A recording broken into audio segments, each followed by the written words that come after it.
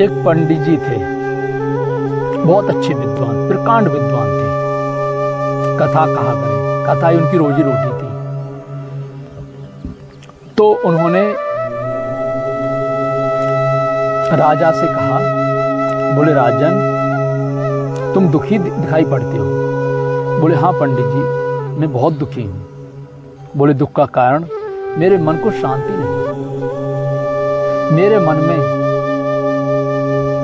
बड़ी कलह है, बहुत अशांति है, क्या करूं। तो उन पंडित जी ने कहा कि भागवत सुन लीजिए। वो भागवत ही करते थे।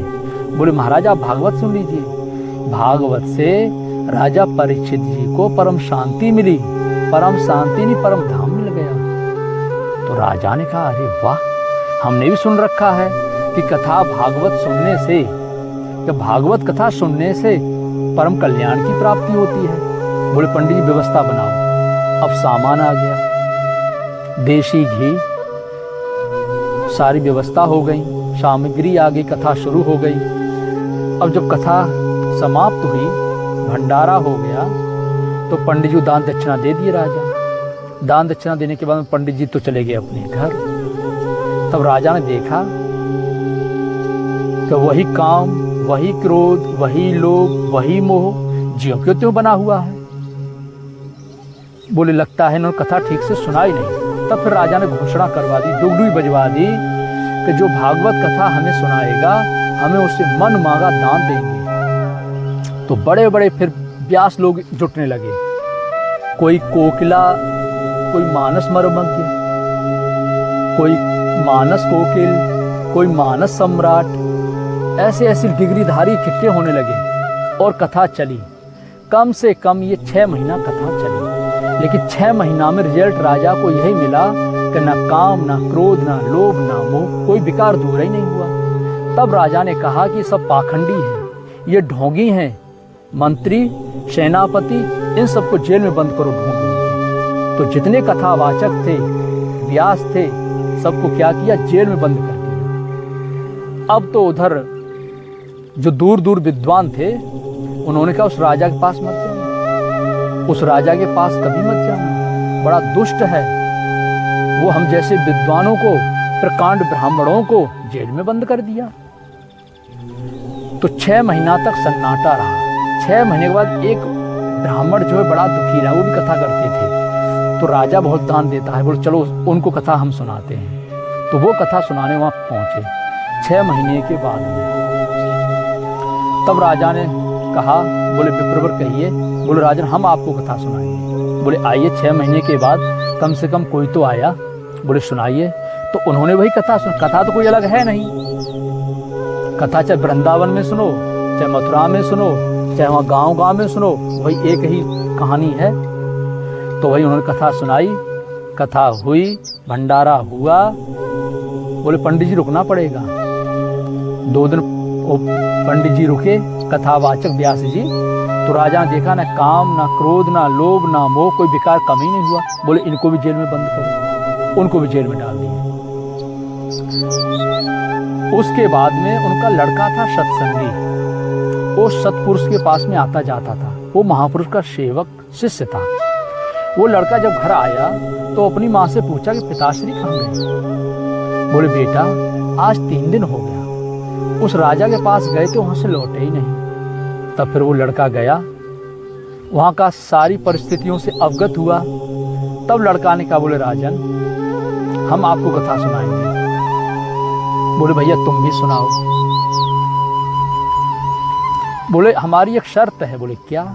बोले तुम्हें अपना सिंहासन हमें 5 मिनट के लिए देना होगा, फिर हम कथा आरंभ करेंगे। तो वो लड़का जो है उस सिंहासन पर बैठा और राजा नीचे। तब सेनापतियों और मंत्रियों से पूछा, बोले राजा कौन है। बोले आप। किसकी आज्ञा का पालन करोगे। बोले आपकी। बोले ठीक है, फलाने पंडित जी हैं, व्यास जी को जेल में से निकाल के ले आओ। अब जेल में से निकाल के ले आए। बोले एक रस्सी, एक खंबे से रस्सियों से राजा को बांधो।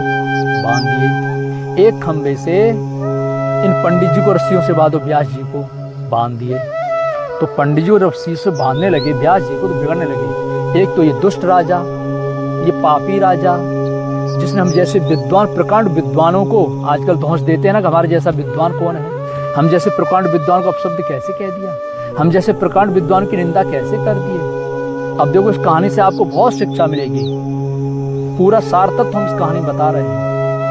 तब पंडित जी लगे गड़बड़ उल्टा सीधा बोलने, बोले एक तो ये दुष्ट राजा जो हम जैसे प्रकांड विद्वान को जेल में डाला, एक ये पता नहीं कहां से अधर्मी लड़का पैदा हो गया जो अपने बाप को अपने ही सामने रस्सियों से खंबे से बंधवा रहा है। उस लड़के ने कहा, बोले सेनापति ये पंडित जी बहुत बड़बड़ कर रहे हैं, जरा मुंह तो बंद करो। तो लेके बल्लम वो खड़े हो गए, पंडित जी चुप। तब उस लड़के ने कहा, राजन जरा आप इनकी रस्सी खोल दीजिए। बोले भाई मैं तो खुद बंधा हुआ हूं, मैं तो अपनी रस्सी नहीं खोल सकता, तो इनकी कैसे खोल दूं। तो पंडित जी से आप कहिए वो आपकी रस्सी खोल दें। तो व्यास जी आप रस्सी खोल दीजिए।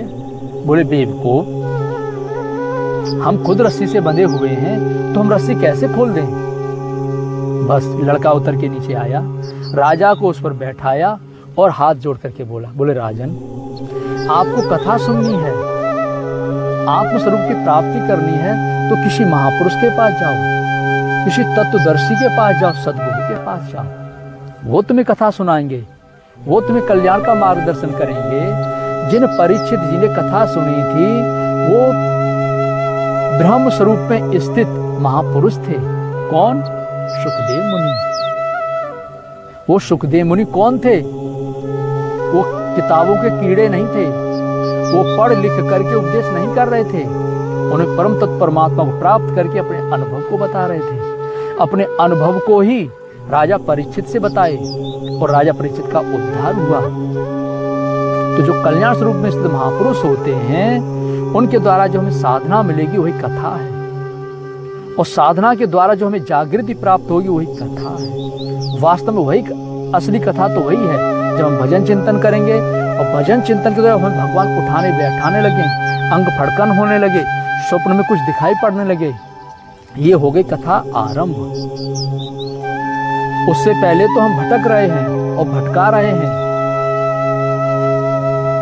तो ये क्या है, ये रस्सी क्या है कि जननी जनक बंद सुत धारा, सबके ममता ताग कि जननी जनक बंद सुत धारा, तन धन भुवन सुहद पर वारा, सबके ममता ताग बटोरी, मम पद मन है बांधवर डोरी, अस जन्मम उर्वस कैसे, लोभी हृदय वसे धनु जैसे।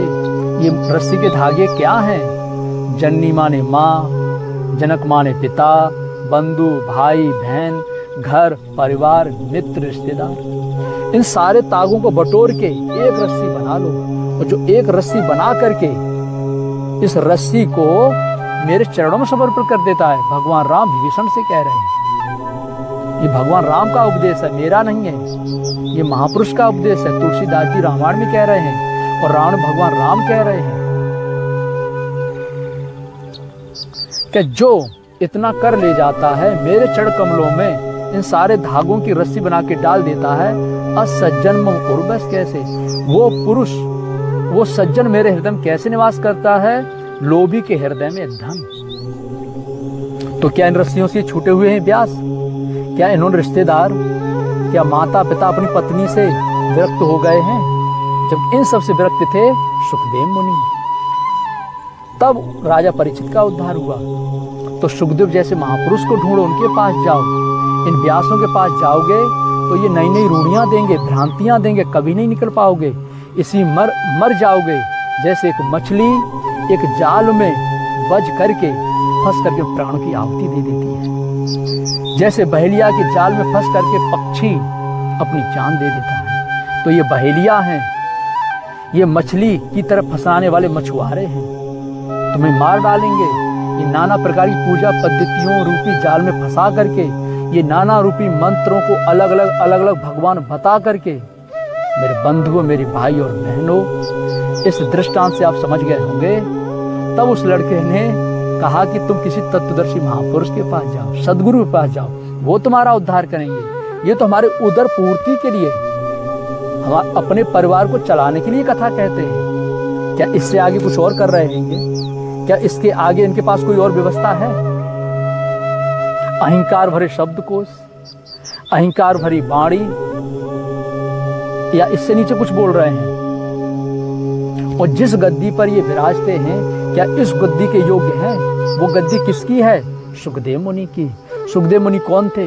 महापुरुष, सदगुरु। वो गद्दी किसकी है? व्यास जी की। व्यास कौन थे? सदगुरु, महापुरुष। व्यास जी के लड़के तो हैं सुखदेव मुनि। तो व्यास जी महाज्ञानी थे, विद्वान थे, लेकिन उससे कई गुना आगे सुखदेव जी थे। जब सुखदेव जी सहस्त्र रूप को प्राप्त हुए, उसके बाद फिर ये व्यास जी भी फिर भजन किए हैं, तपस्या किए हैं और अपने सहस्त्र रूप को प्राप्त किए।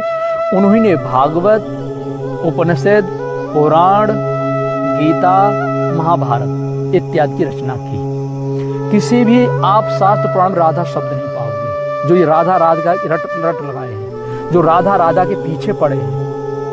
अरे कृष्ण भगवान की सबसे प्रिय भक्ति थी, अनन्य भक्ति थी तो एक राधा थी कृष्ण भगवान की। और उसी स्तर की भक्ति थी द्रौपदी। और उसी लेवल का, उसी स्तर का भक्त था अर्जुन। अगर राधा नाम से मुक्ति होती, राधा नाम से कल्याण होता, तो भगवान कृष्ण द्रौपदी से जरूर कहते कि द्रौपदी तू राधा जप, तू परम शांति कल्याण को पा जाएगी। लेकिन नहीं, ओम का जाप किया द्रौपदी ने। कुंती को कहती तुम राधा जपो कुंती माँ बुआ, लेकिन नहीं, ओम का जाप।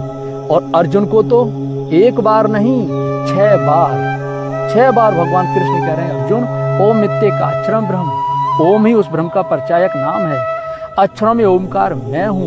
ओम, तत्, सद, ये तीनों ब्रह्म के परिचायक नाम हैं। और ओम के द्वारा ही मैं जाना जाता हूँ। अब बताओ, ना वेद में राधा है, ना भागवत में राधा है, ना महाभारत में राधा है, ना 18 पुराणों में राधा है। ये भ्रांति, ये रूढ़ी, ये पाखंड नहीं तो इसे हम क्या कहें? आप क्या कहोगे? ये सब क्या है? कृपया करके पढ़ो ना गीता और महापुरुषों की वाणी, कृष्ण भगवान की वाणी को देखो ना, सुनो ना। और राधा ने भी भगवान ओम नाम का ही जाप किया, तब कृष्ण भगवान के स्वरूप को प्राप्त हुई। तो वही कृष्ण राधामय है और राधा कृष्णमय। वही द्रौपदी कृष्णमय, कृष्ण द्रौपदीमय। वही कुंती कृष्णमय, कृष्ण कुंतीमय। वही अर्जुन कृष्णमय और कृष्ण अर्जुनमय है। तो वास्तव में जिस लगन से राधा लगी थी, जिस समर्पण भाव से राधा लगी थी, ये हमारा प्रतीक है राधा।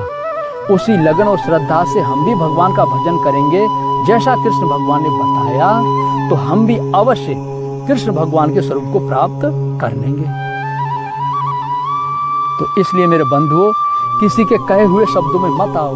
रामायण पढ़ो, गीता पढ़ो, जो सदगुरु हैं, सिद्ध पुरुष हैं, महापुरुष, उनके पास जाओ, वो तुम्हारा मार्गदर्शन करेंगे। क्या सत्य है, क्या असत्य, इसकी जानकारी होगी। तो जो स्वयं मोह रूपी रस्सी में बंधा हुआ है, जो स्वयं ही घर परिवार, घर गृहस्थी रूपी रस्सियों में बंधा हुआ है, वो तुम्हें कैसे मुक्त करेगा? वो तुम्हें इन रस्सियों से कैसे निकालेगा? और ठेका ले रखे हैं कि आओ हमारे पास मंत्र लो, ठेका रखे आओ हमारे पास, हम तुम्हें मुक्त करेंगे। ठेका ले रखे हैं पूरे भारत का नहीं, पूरे विश्व का। ये विश्व गुरु हैं, क्या ये विश्व का कल्याण कर सकेंगे? जो अपना कल्याण नहीं कर पाया, जो अपने परिवार का कल्याण नहीं कर पाया, और जो स्वयं का कल्याण नहीं कर पाया, वो दूसरों का कल्याण कैसे करेगा? दूसरों का उद्धार कैसे करेगा? और आप उन्हीं के पास जा रहे हो जो रात दिन भोगों में, विषयों में आकंठ डूबे हुए हैं। काम, क्रोध, लोभ, मोह, अहंकार में एकदम सराबोर हैं। आप प्रश्न करते हो कुछ और उत्तर देते हो कुछ और। आप जाते हो समस्या का समाधान हेतु, वो उसमें और उलझा देते हैं। यही कबीरदास जी कहते हैं, क्या कहते हैं? उनका भजन है, मैं कहूँ आँखिन की देखी और तू कहे कागज की लेखी, तोर मोर मनुआ एक एक कैसे होई। मैं कहता सुलझावन वाली, मैं कहता सुलझावन वाली, तू देता उलझाए, तोर मोर मनुआ ऐसे एक एक कैसे हुए। तो संसार में 99% केवल उलझा रहे हैं, बझा रहे हैं, 1% ही ऐसे संत महापुरुष हैं जो इन भ्रांतियों से हमें बाहर निकाल रहे हैं, इन रूढ़ियों से हमें बाहर लेके आ रहे हैं, इस पाखंड से हमें दूर लेके आ रहे हैं। हमने आपको दृष्टांत दिया, उस दृष्टांत के माध्यम से आप चिंतन करके देख सकते हो। तो ऐसे व्यास जो स्वयं मोहरूपी फंदे में और रस्सियों में बंधा हुआ है, वो तुम्हें कभी मुक्त नहीं कर सकता, सिवाय बझाने के, उलझाने के और फंसाने के। इनके पास केवल फंसाने का फंदा है, केवल तुम्हें जीते जी मारने का जाल है। जैसे एक मछुआरे के पास है, एक बहेलिये के पास है, बस वही जाल इन सबके पास में है। इसलिए गायत्री मंत्र सब जपो, सबको जपने का अधिकार है। ये प्रार्थना है, प्रार्थना 2, 4, 5 मिनट करके फिर ओम ओम अथवा राम राम का जाप कीजिए। कोई शंका हो तो कमेंट करके भेजिए।